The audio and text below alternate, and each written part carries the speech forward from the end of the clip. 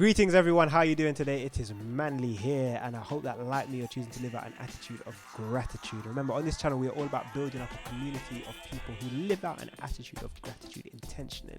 So if you're one of those people, can I ask you to do something?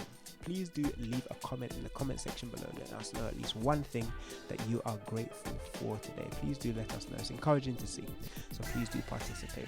So today I've got something new for you. I'm going to help you to engage with music by combining your feelings with the music theory. So if you're new to this channel, please do consider subscribing. And also, if you'd like me to help you individually in your music making journey, get in touch with me via my website at manleyo'connor.com, and as my free gift to you, I will give you not one but two completely free online training sessions. So why not get in touch with me via my website at manleyo'connor.com. So someone asked me a question recently with regards to my approach to choosing what notes to include as I voice chords, and specifically with regards to playing quite a few notes at a time. And essentially what is my process of kind of choosing what notes will kind of not make things sound too cluttered, essentially. So yeah, let's look at this. I don't have a particular I haven't particularly formed an idea of how to answer this at the moment. I thought I'd just do it quite organically, so I'll just play a little bit, and then we'll just go from there, and I will answer the question hopefully as we go.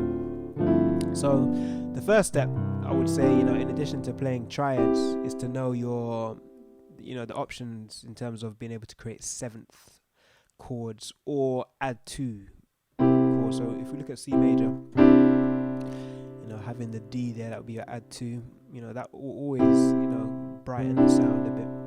Also, a nice trick that I like to do in terms of knowing where the seventh is. So I know that if I go down a half step, there is my semitone, which will create a major 7 sound, considering that I'm playing a major to start with. If it was a minor chord, that would actually create a major or minor major 7. That's to do with the major 7 right there. And if I go down a tone, that will be my flat 7, so that will bring out the dominant. So already, by just doing that, I'm creating some options here. In addition to that, with my left hand, if I add the temps, in terms of playing like a broken chord. So if I'm looking at the C chord, that's like a classic way to kind of expand the sound. It won't be too much, but it will kind of make things flow a little better. So this C major, rather than just doing this, can now be, if I add, for example, the 2, and then if I do the temps with my left hand,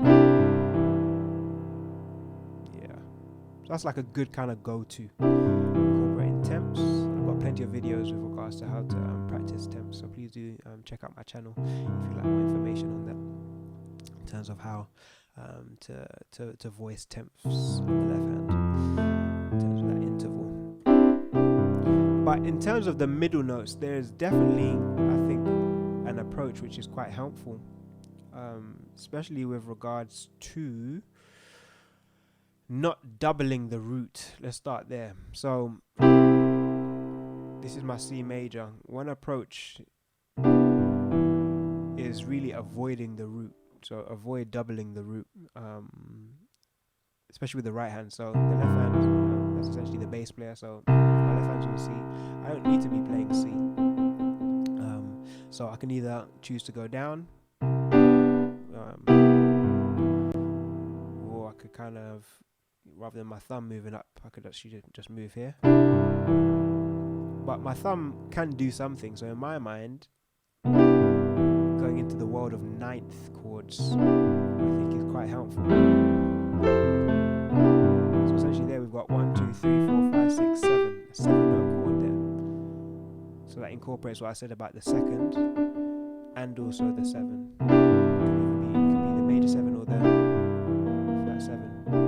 So the same feel, and it applies to minor as well. So if I double my normal minor, if I play the flat 7 and then essentially the 9 here with my temps, that's already opening up quite a bit of color, but it doesn't sound too muddled. So really thinking about ninth chords, I think, is actually very, very, very helpful. In addition to that, thinking about melodic leading, I think, is also quite important. For example, if I just play a progression that's 1, 6, 4, 5.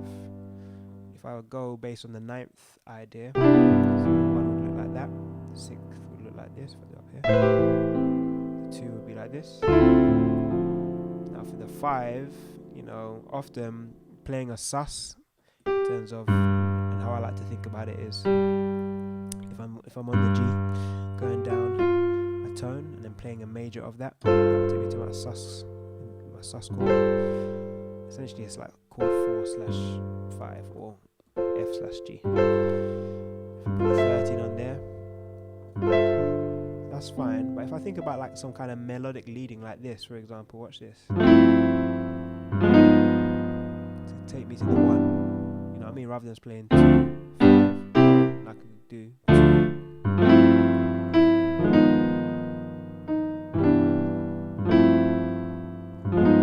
See that right there? And essentially, if you just want to think about it like a shape, and a lot of this stuff can come through experimentation as well. Like seeing like where you can move certain notes in the chord to see where you end up.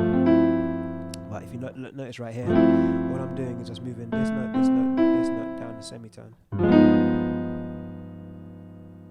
and then I'll finish on the major 9, just spelled in a different way. So that's definitely something I would experiment with in terms of changing certain chords, certain notes in the chord chromatically. Let's do the same idea for 6. So I'm going to play it like this rather than playing it like here. I'm going to play it like this. So this is my A minor 9 rather than just playing here. So what would happen if okay, there's a couple of things that come to my mind. I don't know exactly how this is going to sound actually, but let's do this one. So there we go. How about this?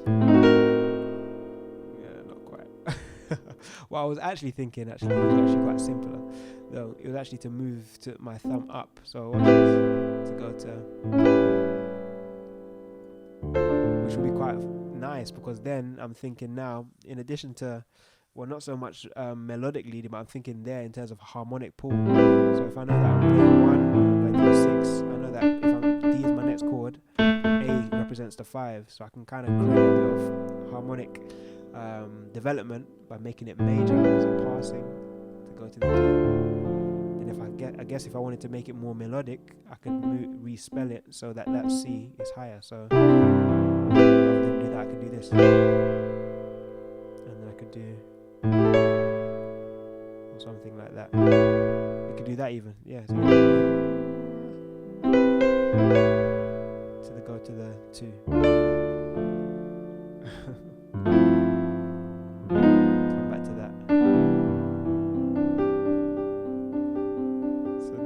Ideas, guys, in terms of how to make choices in terms of what notes to use to expand your chords. That is not too much, doesn't sound too clustered, but at the same time it has just that right amount of spice to it. You can say.